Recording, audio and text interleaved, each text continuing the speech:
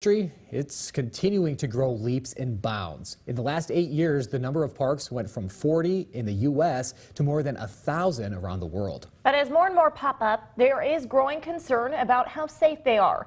KIMT News 3's Dee Dee Steepen is looking into this for us. She joins us live in Rochester this morning. Dee Dee. Yeah, just this week, Utah became the latest state to pass a law requiring more oversight and annual inspections of trampoline parks.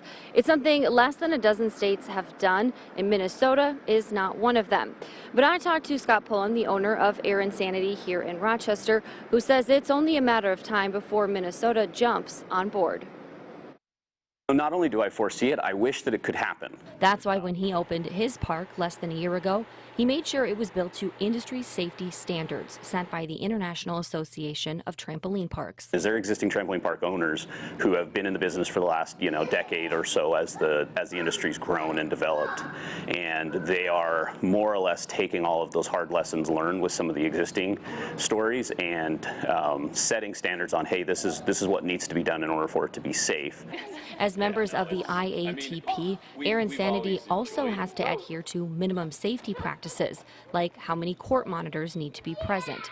Those are essentially the lifeguards of trampoline parks that are there to prevent injuries by enforcing the rules. We always have our court monitors walking around and stopping people if they're breaking a rule, and sometimes, a parent doesn't seem to like that approach, but I'd rather have an upset parent leave with their kid safe than, the alternative. So Air Insanity owners may be taking these safety steps, but not all owners do, nor are they required to in states like Minnesota without regulation and oversight.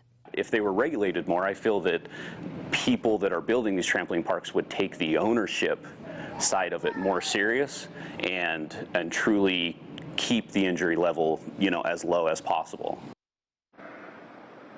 So without those regulations, how can parents know if the trampoline parks they take their kids to are safely operated? Well, Scott says one thing they can check into is how many people are on staff. He says it's usually a good way to tell. The more tends to be, the better. Live in Rochester, Dee Dee Steepen, KIMT News 3. Dee Dee, thank you. Very helpful and insightful. Another thing that parents can look into is if the facility is operated under what's called an IATP standard. Lisa Pardo live at the